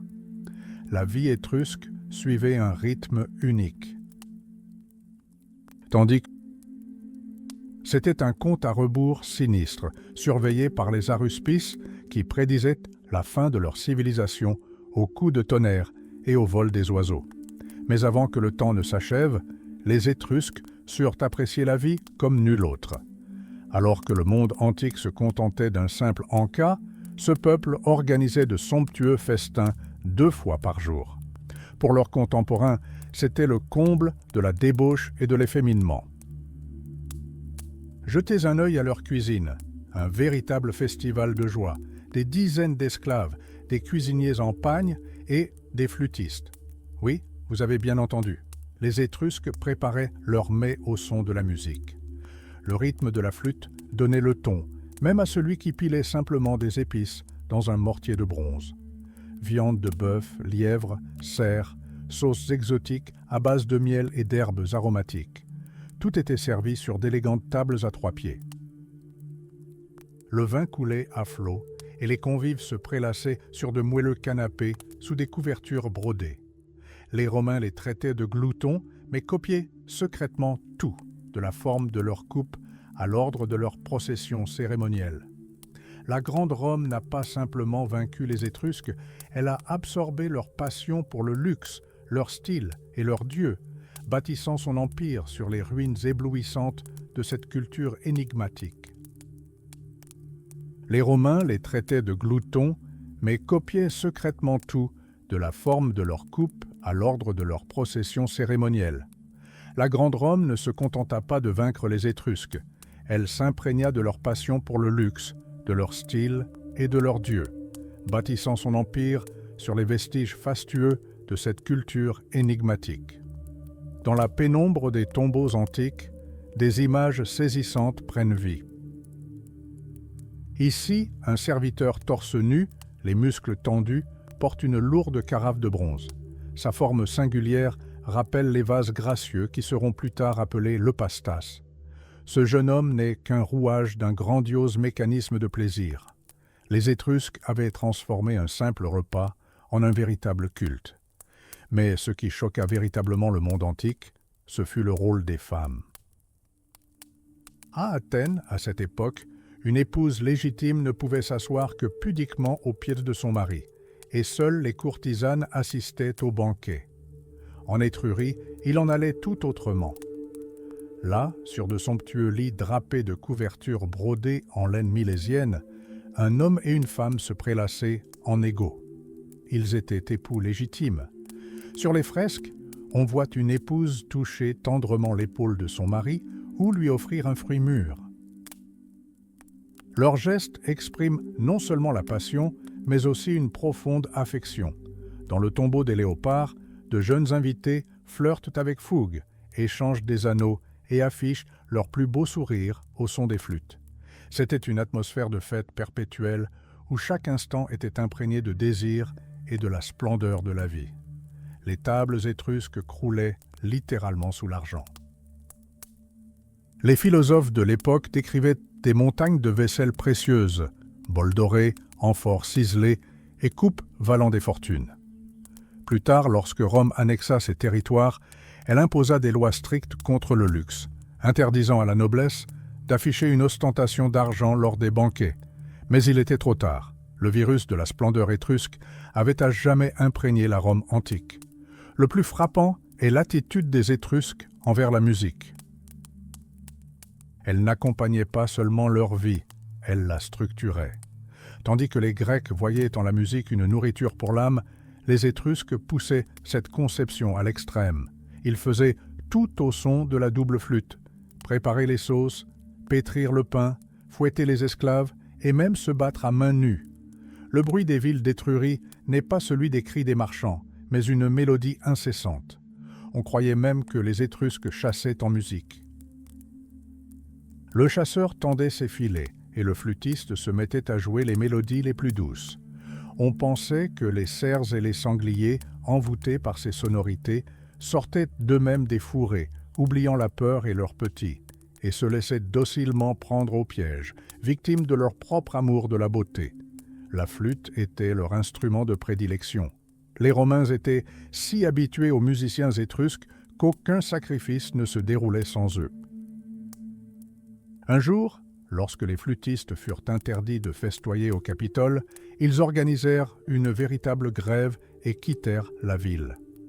Le Sénat dut recourir à la ruse, enivrant les musiciens et les ramenant en chariot. Rome était si dépendante de ces sonorités. Même les traditions militaires et les danses sacrées renommées de Rome ont des racines étrusques. La danse des Salii, avec ses sauts et ses coups de bouclier, les ballets équestres qui seront plus tard appelés les Jeux de Troie, tout cela est né ici, en Étrurie, bien avant la pose de la première pierre de Rome. Les Étrusques savaient transformer la mort en un triomphe de la vie, organisant des jeux athlétiques et des courses de chars lors des funérailles. Ils créèrent un monde où la frontière entre extase religieuse et divertissement profane était presque imperceptible. Et bien que leur cité soit tombée, ce rythme, le rythme de la flûte, l'éclat du pourpre et le tintement de l'argent, devint le fondement de toute la civilisation occidentale. L'Étrurie était un lieu où la mort se muait en triomphe de la vie et où la frontière entre extase religieuse et spectacle profane s'estompait presque. Contempler ces vases antiques et ses murs de tombeaux, silènes et ménades s'y précipitent dans une danse frénétique. Il ne s'agit pas d'un simple mouvement chaotique, mais d'un véritable ballet d'enlèvement.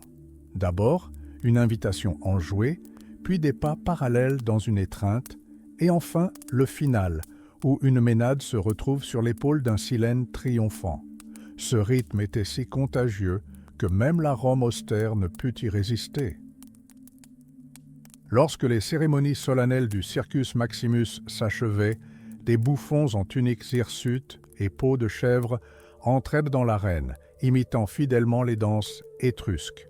C'est du mot étrusque « hystère » que dérive le latin « histrion », à l'origine du concept même d'acteur. Mais les Étrusques appréciaient bien plus que la danse. Ils furent les précurseurs, à Rome, de ce que nous appelons aujourd'hui le sport de haut niveau. Dès le 7e siècle avant Jésus-Christ, le roi Tarquin l'Ancien introduisit à Rome des jeux importés d'Étrurie, les courses de chevaux et les combats de boxe. Les nobles étrusques étaient passionnés par les chevaux. L'un d'eux, Aulus Caecina, utilisait même des hirondelles comme télégraphes humains. Il peignait les oiseaux aux couleurs de l'équipe gagnante et les relâchait, afin que ses amis de la lointaine Volaterra connaissent le résultat de la course en quelques heures. Contemplez les fresques du tombeau des Jeux olympiques. Elles capturent la passion à l'état pur. 3 athlètes s'élancent vers la ligne d'arrivée, leur visage exprimant ténacité et humilité. À côté d'eux, une scène dramatique se déroule lors d'une course de chars. Le 4e char vient de se renverser. Le cheval est couché sur le dos. Le conducteur est projeté en arrière et les spectateurs, horrifiés, se prennent la tête entre les mains. C'est un art vibrant et dynamique, où l'humour trouve même sa place. L'histoire a conservé le nom du grand conducteur de chars Ratoumena. Un jour, ses chevaux, pris de folie, s'emballèrent et quittèrent l'arène. Refusant d'obéir aux reines, ils ne s'arrêtèrent qu'à Rome, sur le Capitole même, abandonnant le malheureux conducteur à la porte qui, des siècles plus tard, porterait son nom. Cependant, les festivités étrusques avaient aussi un côté sombre et sanglant. On a tendance à considérer les combats de gladiateurs comme une invention purement romaine, mais les racines de cette brutalité plongent dans le sol étrusque. Longtemps, la coutume barbare de sacrifier des captifs aux esprits des guerriers tombés au combat a persisté. Plus tard, les Étrusques ont imaginé une alternative, humaine. Au lieu de simplement tuer les captifs près de leur tombe, ils les forçaient à s'affronter. Le vainqueur avait ainsi une mince chance de survivre. Même le mot « lanista », maître des gladiateurs, est d'origine étrusque. Mais le spectacle le plus terrifiant et mystérieux était celui des jeux de Fersu. Sur les murs du tombeau, on voit un homme, la tête recouverte d'un sac. Complètement aveugle et sans défense, il ne tient qu'une massue qu'il agite dans le vide. Pendant ce temps, un chien enragé lui plante ses crocs dans la chair, et une silhouette mystérieuse, masquée et coiffée d'un chapeau, tient la laisse de l'animal. Son nom est Fersu. Si l'on enlève la prononciation particulière et que l'on ajoute le suffixe, on obtient le mot latin persona. À l'origine, il signifiait masque, puis rôle théâtral, et ce n'est que des siècles plus tard qu'il a évolué pour devenir le terme familier de personnalité que nous connaissons aujourd'hui. Imaginez, notre compréhension de la personnalité humaine est née de l'image d'un démon des enfers souriant aux exécutions lors des jeux funéraires. En Étrurie, le comique et l'horreur étaient indissociables. Même aux funérailles des nobles, parmi les athlètes élégants et les équilibristes coiffés de chandeliers, surgissaient soudainement des acteurs en costumes étranges, préfigurant les futurs arlequins. Ce rythme ancestral de la flûte et le tintement de l'argenterie ont posé les fondements de toute la civilisation occidentale, apprenant au monde à transformer même le deuil le plus profond en un spectacle grandiose. Vous êtes-vous déjà demandé pourquoi nous rions de ce qui devrait nous effrayer ? La réponse se trouve au fin fond des temps, dans les arènes de la Rome antique. imaginez un cortège solennel traversant le Circus Maximus et à sa fin, la foule retient son souffle, attendant l'apparition des monstres. Ce ne sont pas de simples mimes, c'est un monde de cannibales grotesques, de loups-garous et d'épouvantails. La vedette est Fersou, une créature étrange qui évoque un démon ou un ancêtre de notre Harlequin. À ses côtés se trouve Manducus, un personnage à la bouche immense qui grinçait des dents si fort que les enfants en pleuraient et les adultes applaudissaient à tout rompre. Ce fil conducteur subtil s'étend sur des millénaires. Ces mêmes masques que nous considérons aujourd'hui comme des classiques italiens, le glouton Bucco, le bouffon bavard Mac, le bossu d'Ocène, trouvent tous leur origine ici, dans les farces étrusques antiques. Même le grand dramaturge Plaute a débuté sa carrière en se produisant dans les foires sous les traits de ce même Mac, le bouffon à la mâchoire sans fond. Mais derrière cet humour grossier se cachait quelque chose de bien plus sérieux. Pour les Étrusques, même les lettres étaient porteuses de magie. L'écriture n'était pas seulement un moyen de transmettre des informations, c'était une arme sacrée. De minuscules tablettes d'ivoire, gravées de l'alphabet, ont été découvertes dans des tombes. Elles étaient placées dans des cryptes non pour être étudiées, mais pour l'éternité. L'écrit était considéré comme une force capable d'arrêter le temps et même de changer le destin. Mais l'histoire la plus incroyable concerne ce qu'on appelle le livre de lin. Au milieu du XIXe siècle, un touriste rapporta d'Égypte une momie ordinaire. Lorsqu'ils commencèrent à la déballer, les scientifiques restèrent sans voix. Les bandelettes de tissu qui enveloppaient le corps se révélèrent être des fragments d'un immense rouleau étrusque, long de près de 14 mètres.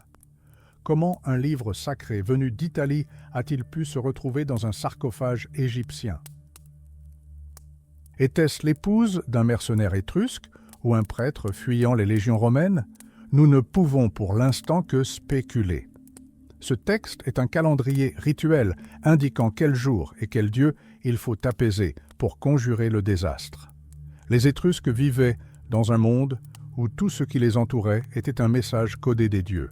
Chaque arbre, chaque mouvement d'oiseau avait une signification. Il existait des livres de présages entiers. Par exemple, si une fougère ou un poirier sauvage poussait dans votre jardin, il fallait les brûler immédiatement, car c'étaient des plantes des puissances infernales. Mais si un laurier poussait soudainement à la poupe d'un navire, cela promettait une grande victoire. Les devins, qui interprétaient la foudre et analysaient les entrailles des victimes, étaient les personnes les plus influentes de leur temps. Ils scrutaient le ciel, attendant des comètes, et consignaient avec horreur les cas de pluie de lait, de sang, voire de fer. Lorsqu'une pluie de craie s'abattit en 98 avant Jésus-Christ, elle fut considérée comme un bon présage. Mais lorsque, avant le déclenchement des guerres civiles, le bruit mystérieux d'armes et de trompettes se fit entendre dans le ciel, toute la Rome fut plongée dans la consternation. Même après la dissolution de la civilisation étrusque au profit de la civilisation romaine, la crainte mystique du destin demeura. Les Romains continuaient d'invoquer les haruspices au moindre bruit étrange aux portes de la ville. Ils savaient que si les livres anciens déclaraient les lieux sacrés profanés, le monde était au bord de grands bouleversements. Et ce rythme, un mélange de terreur face à l'abîme et de capacité à transformer cette terreur en un spectacle grandiose, devint le fondement sur lequel repose toute notre culture. Rome se figea, craignant le désastre.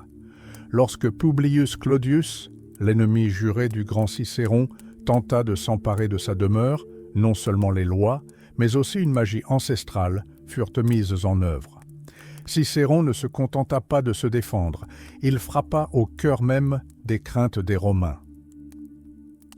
Il découvrit les livres sacrés de la foudre et prouva que Clodius avait profané les reliques sacrées, ce qui signifiait que les dieux étaient furieux. Mais que pouvaient bien être ces livres, capables de décider du sort des empires? Les Étrusques possédaient un calendrier dit brontoscopique, une liste terrifiante de prédictions pour chaque jour de l'année basée sur les coups de tonnerre. Jugez plutôt, tonnerre le 11 septembre, révolution politique à prévoir. Le 24 octobre. Révolte des plébéiens contre les seigneurs. Le 14 juillet, un tyran s'emparera du pouvoir. Et si le tonnerre gronde le 19 août, esclaves et femmes se livreront à des meurtres. Il ne s'agissait pas de simples superstitions, c'était une cartographie détaillée du chaos social qui terrifiait les Romains. Contrairement aux Grecs et à leurs dieux bienveillants, la religion étrusque reposait sur la révélation. Leurs prophètes sont à la fois terrifiants et fascinants. Le plus célèbre d'entre eux, Tagès, serait littéralement apparu de terre. Un laboureur enfonça sa charrue trop profondément et du sillon émergea un enfant au visage et à la sagesse d'un vieillard. Il se mit à parler et toute l'Étrurie, figée d'horreur, consigna ses paroles. Il y en eut d'autres, comme la nymphe Végoïa. Son message, transmis à travers les millénaires, résonne comme une sentence de mort. Elle maudit quiconque oserait déplacer une borne dans un champ. Les esclaves sombreraient dans une servitude encore pire. Les maisons des criminels seraient réduites en poussière et leurs corps couverts de plaies incurables. C'était la voix d'un peuple qui voyait ses droits ancestraux sur la terre bafoués par les nouvelles lois romaines. Avec le temps, le grand art des haruspices commença à dégénérer. À un certain point, leur nombre diminua tellement que les prêtres érudits furent remplacés par de simples charlatans. Les diseurs de bonne aventure des villages prédisaient l'avenir pour quelques sous, s'attirant les railleries des gens instruits. Caton l'Ancien s'étonna même. Comment un haruspice pouvait-il regarder un autre haruspice sans rire? Mais Rome ne pouvait se résoudre à abandonner complètement ce mysticisme. Lorsque l'ombre des Goths barbares plana sur la ville, le préfet et même le pape, désespérés, se tournèrent vers les devins étrusques. Des familles anciennes comme les Caecini de Volaterra ont gardé ces secrets pendant des siècles, les transmettant de père en fils comme un héritage inestimable. Pour eux, ce n'était pas un simple savoir-faire, mais une question de sang. Mais les Étrusques ont-ils laissé derrière eux autre chose que de terrifiantes prophéties? Avaient-ils une littérature traditionnelle, poésie, comédie, histoire? Longtemps, on a cru que non. Les érudits affirmaient que les Étrusques étaient trop occupés par le commerce et l'hydraulique pour écrire de la poésie. Mais Tite Live prononça une phrase qui changea tout. Il rappela l'époque où les Romains envoyaient leurs enfants en Étrurie pour apprendre à lire, à écrire et à étudier la littérature, tout comme ils les enverraient plus tard en Grèce. Cela signifie que sous une couche de poussière et de rituels oubliés se cache toute une culture que nous commençons à peine à découvrir. En 310 avant Jésus-Christ, lorsque les légions romaines s'aventurèrent pour la première fois dans la forêt de Siminia, elles rencontrèrent non seulement un ennemi, mais une civilisation dont l'esprit était imprégné d'un grand et sombre mystère. C'était un monde où la volonté des dieux se cachait derrière chaque coup de tonnerre et une malédiction mortelle derrière chaque ligne de terrain. Et ce monde perdure encore dans les fondements de notre histoire. 310 avant Jésus-Christ. Les légions romaines étaient immobilisées devant les remparts de la forêt de Siminia, tandis que les soldats, la peur au ventre, serraient leurs épées. Un homme avait déjà franchi la frontière. Cet espion, membre de la noble famille des Fabii, risquait le tout pour le tout. Déguisé en simple laboureur étrusque et n'emportant avec lui qu'un seul esclave, il pénétra au cœur du territoire ennemi. Sa vie ne tenait qu'à un fil. Un mot de travers, un accent étranger et une exécution douloureuse l'attendaient. Mais il n'hésita pas. Pourquoi? Parce qu'il parlait parfaitement l'étrusque. Aujourd'hui, on a tendance à croire que les Romains se tournaient toujours vers la Grèce pour s'inspirer. Or, c'est une grave erreur. À l'époque, l'élite romaine envoyait ses enfants étudier non pas à Athènes, mais dans la cité étrusque de Caire. C'était leur Oxford, leur centre intellectuel. Les historiens de l'époque affirment sans ambages que les jeunes Romains apprenaient l'étrusque avec autant de ferveur que le grec plus tard, et il ne s'agissait pas seulement de l'alphabet. Écrire englobait la littérature, la grammaire et les bonnes manières. Au IVe siècle avant Jésus-Christ, Caër était une véritable métropole culturelle, située à seulement 50 km de Rome. Tandis que les futurs conquérants du monde apprenaient encore à bâtir un État, les Étrusques collectionnaient déjà avec ardeur les plus beaux exemples de céramique attique et invitaient des artistes grecs à décorer leurs demeures. Ils connaissaient les récits de l'Odyssée et les travaux d'Hercule mieux que leurs propres légendes. C'était un monde d'aristocratie bilingue, où leur langue maternelle côtoyait un grec raffiné. Mais l'influence étrusque se manifesta véritablement dans les heures les plus sombres de Rome. En 364, la peste éclata dans la ville.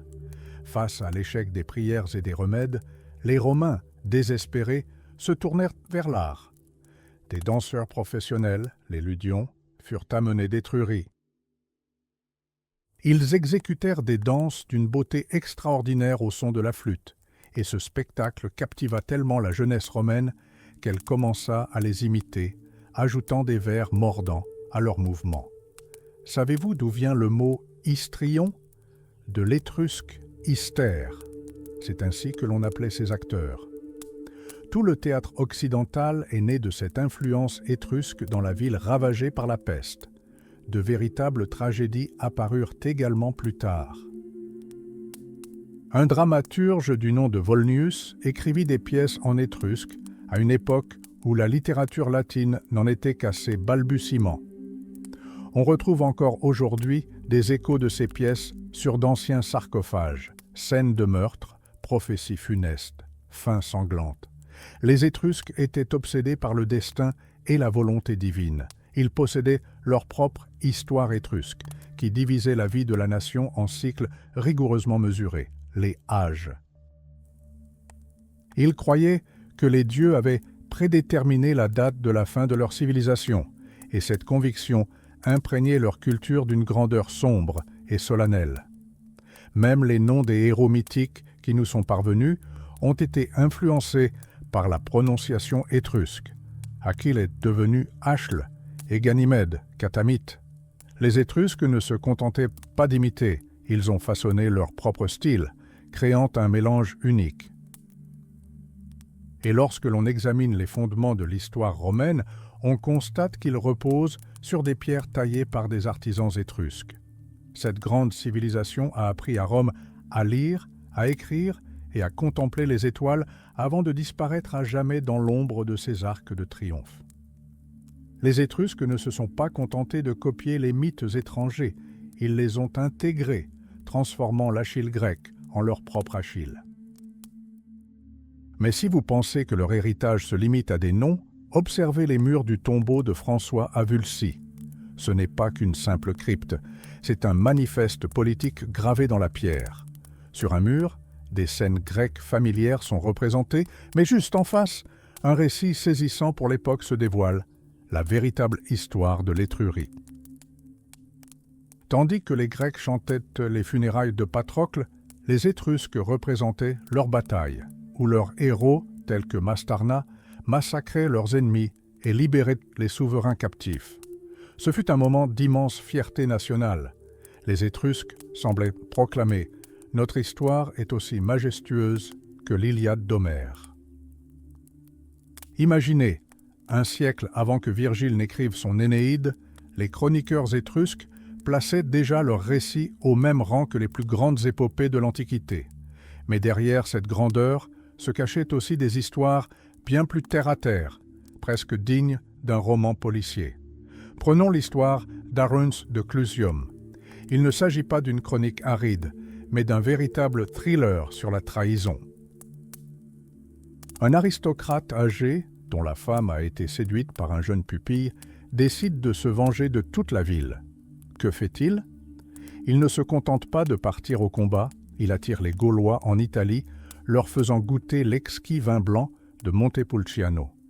Ce récit de vengeance et de vice a eu un tel écho que même le sévère Caton l'Ancien, romain, ne put l'ignorer, outré moins par l'adultère lui-même que par son étalage effronté. Le plus frappant est que les Romains, qui se proclameraient plus tard maîtres du monde, étaient littéralement fascinés par tout ce qui touchait aux Étrusques à l'aube de leur histoire. De nobles familles romaines, comme les Fabii, envoyaient leurs fils étudier dans les cités étrusques pour maîtriser leur écriture et leur culture. C'était bien plus prestigieux qu'un diplôme d'une université de l'Ivy League aujourd'hui. Même les noms des grands généraux romains révèlent des racines étrusques. Lorsque nous parlons de triomphe et de couronne d'or, nous oublions que ce sont les maîtres étrusques qui, les premiers, ont porté ces distinctions.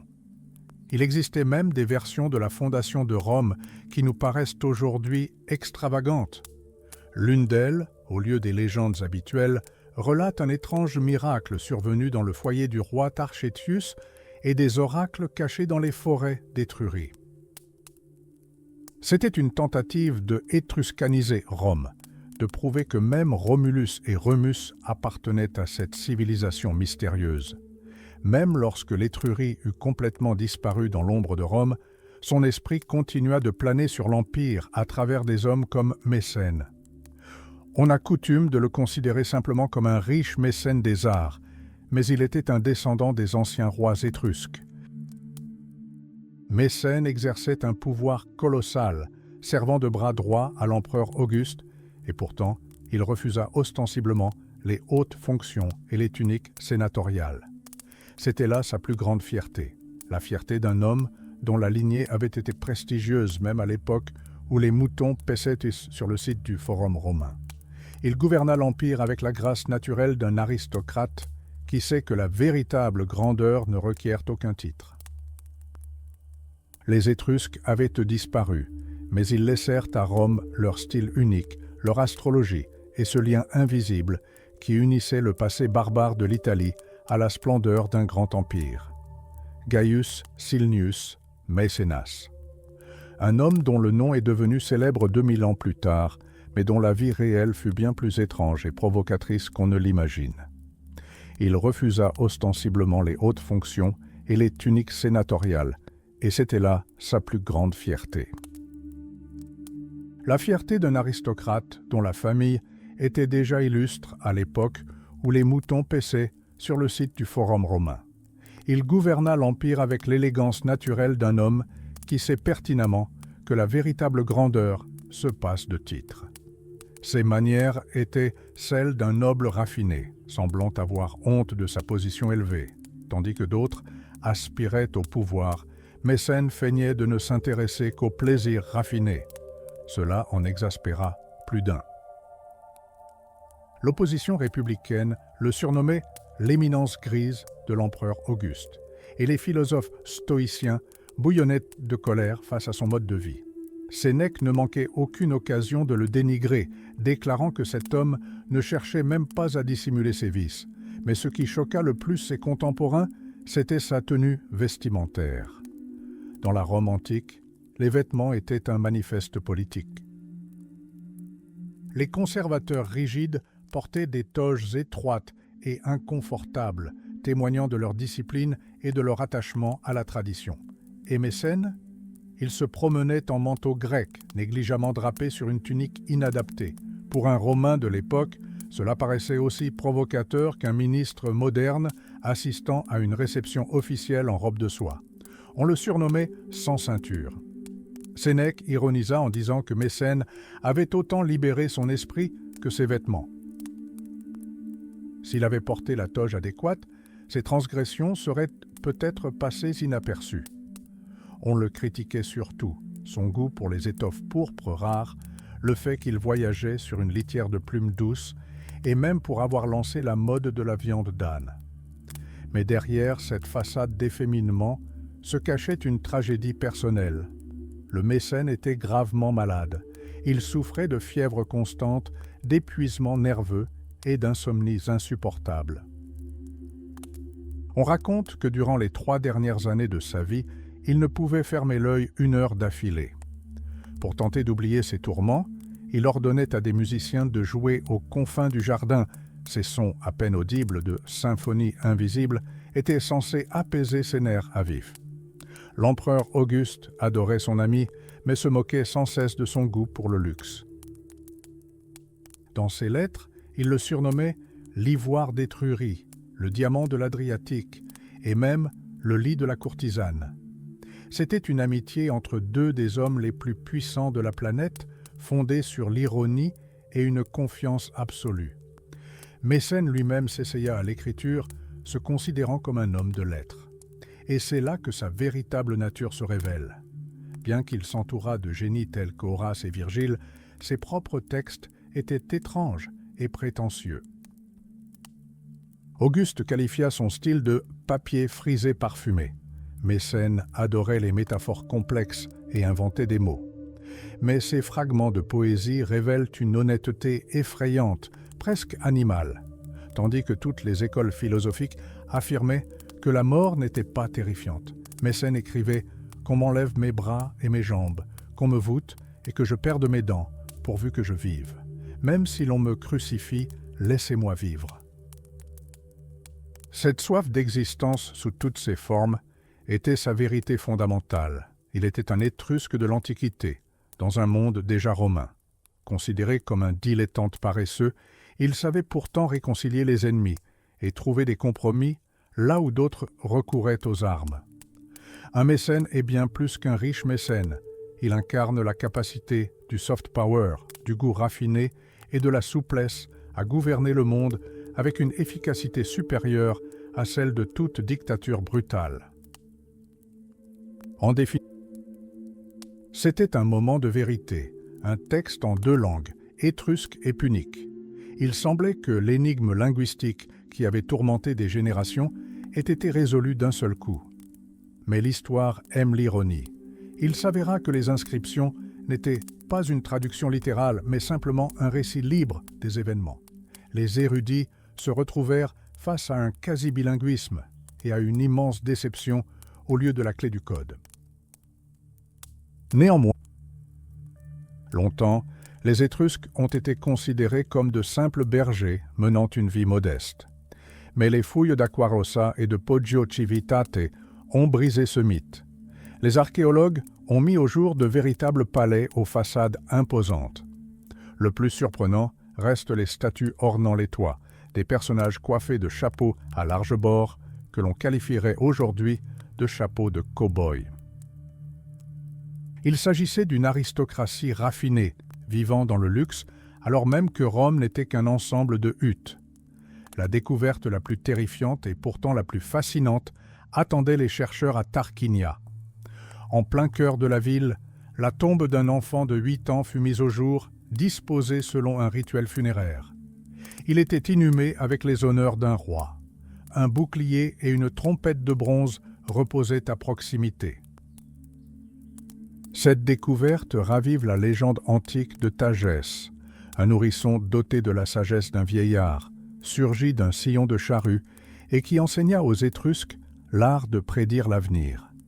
Les Étrusques n'ont pas disparu sans laisser de traces. On en trouve même des vestiges sur l'île lointaine de Lemnos. Qui étaient-ils vraiment? Des nomades venus d'Orient ou les premiers maîtres des mers? Les mystères restent plus nombreux que les réponses, mais c'est précisément ce qui nous pousse à contempler sans cesse les visages de leurs statues, comme si elles cherchaient à nous transmettre un message à travers les millénaires.